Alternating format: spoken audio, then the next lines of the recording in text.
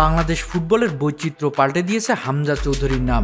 দক্ষিণ এশিয়ার ফুটবলে মার্কেট ভ্যালু যেমন বাড়িয়েছে, তেমনি ভারতকে টপকে দামি ফুটবল দল হিসেবে বাংলাদেশকে নিয়ে গেছে কয়েক ধাপ উপরে। ফুটবলের দলবদলের বাজার বিশ্লেষণকারী ওয়েবসাইট ট্রান্সফার মার্কেটের হিসেব অনুযায়ী দক্ষিণ এশিয়ার সবচেয়ে দামি দল ভারত। সেই ভারতকে টপকে দক্ষিণ এশিয়ার দামি দল হিসেবে শীর্ষে অবস্থান বাংলাদেশের। বাংলাদেশ দলের মার্কেট ভ্যালু 7.55 মিলিয়ন, যেখানে ভারতের মার্কেট ভ্যালু 5.86 মিলিয়ন।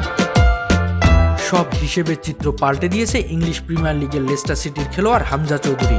সম্প্রতি বাংলাদেশ দলে খেলার ছাড়পত্র পাওয়া এই বাংলাদেশি বংশোদ্ভূত।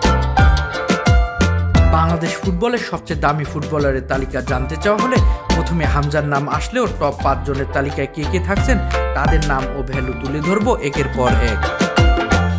বর্তমানে হামজা চৌধুরী বাংলাদেশি খেলোয়াড়। অবাক করা বিষয় হচ্ছে পুরো বাংলাদেশ দলের মূল্য হামজার মূল্যের থেকে অনেক কম। ট্রান্সফার মার্কেট অনুযায়ী হামজার মার্কেট ভ্যালু 4.50 মিলিয়ন। হামজার পরে বাংলাদেশি খেলোয়াড়দের মধ্যে প্রথমে আছেন পুলিশ এফসি ক্লাবের অধিনায়ক ইসা ফয়সাল।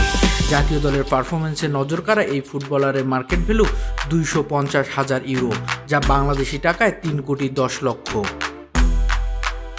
এ তালিকায় 2 নম্বরে আছেন বরিশালের রাকিব হোসেন। জাতীয় দলের সেরা উইঙ্গার বসুন্ধরা কিংস মাতানো এই খেলোয়াড়ের মার্কেট ভ্যালু 250,000 ইউরো, যা বাংলাদেশি টাকায় 3,10,00,000। এ তালিকায় 3 অবস্থান আবাহনী হৃদয়। এই মিডফিল্ডারের মূল্য 200,000 ইউরো, যা বাংলাদেশি টাকায় 2,50,00,000।